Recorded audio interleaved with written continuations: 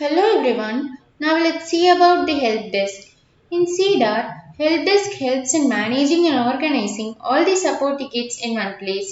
It aims in managing the customer satisfaction. Here we can maintain the customer satisfaction by consistently assisting users and providing support. The customers can also send the support requests from the website. We can also manage the help desk team, which is a centralized team that serves the customers and provides necessary support. We can also manage the stages for the help desk tickets here. For this, let's go to the help desk. This is the dashboard view of the help desk. Here we could see the number of tickets, pending tickets and closed tickets, etc.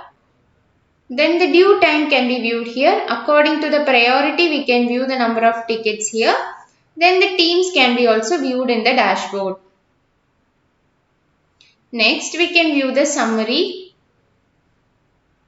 where we could view the graph view of the help desk team, the team graph, and the tickets list can be seen here with the tickets name, customer details, and the assigned person details and the stage of it.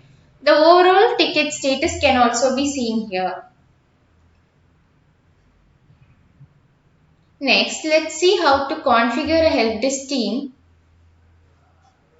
These are some existing help desk teams we have. For editing this information, we can click on this edit option. Here we can mention the name of the team and the team members can be added here.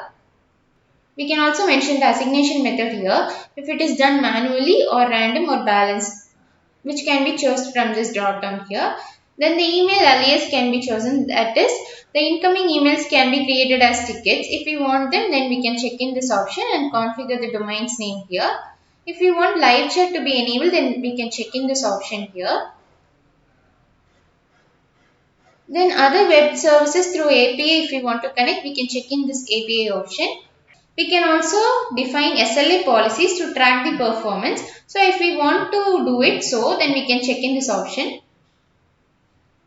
If we want ratings on our tickets, then we can check in this option. It will allow our customers to easily rate it. Then if it is needed to be done in the customer portal, then we can check in this option here. Then under self-service, if we want any question and answer session, then we can check in this help center option here. If we want our customers to close their tickets, then we can check in this option so that it will enable the customers to close their tickets. After specifying the necessary information, we can click on the save option here. For creating a new help desk team, we can click on the create option. We can specify the name.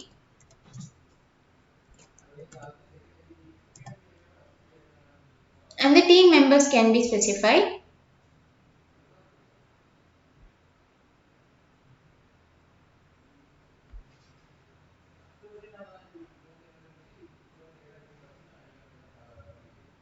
After specifying the necessary information, we can click on the save option.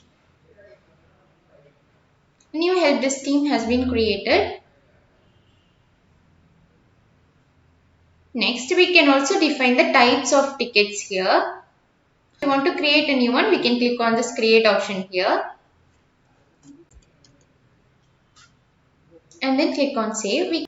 We can also import the ticket types and export them using the export option we have.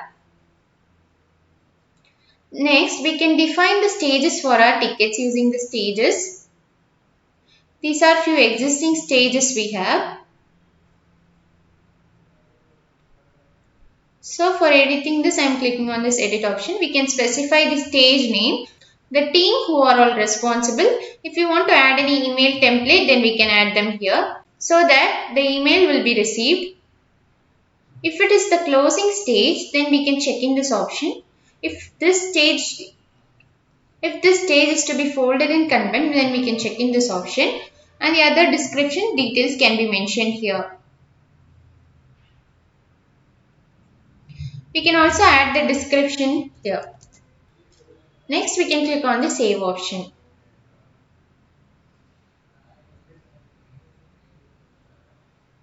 We can also define the SLA policies to track the better performance. For creating a new SLA policy, we can click on this create option here. We can mention the policy's name. and the team and the priority of it, the ticket type,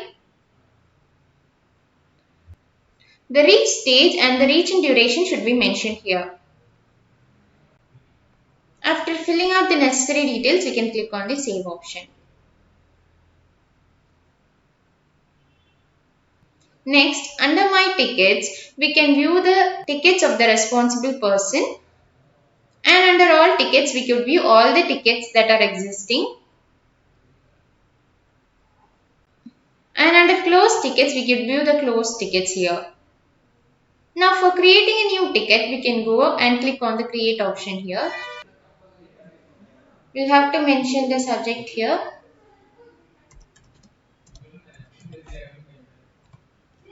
The help desk team should be mentioned. If we want to directly assign it to the responsible person, then we can choose the assign to me option, or else we can choose the assigned person. We can choose the ticket type here, and the priority of it should be mentioned. The project and tag details can be mentioned. If you want to create a new tab, we can also create it by using the create and edit. We'll have to mention the name and the color. And then we'll have to click on the save and close option. The customer details must be mentioned. Next, if we want to add any description, then we can add it here. If you want to fill timesheets regarding this ticket, then we can mention the timesheets here and with the work duration. If any invoice process should be mentioned, then we can add the product details here. Customer ratings can be specified here. The customer's rating and the comment for it can be mentioned here. After specifying the necessary information, we can click on the save option.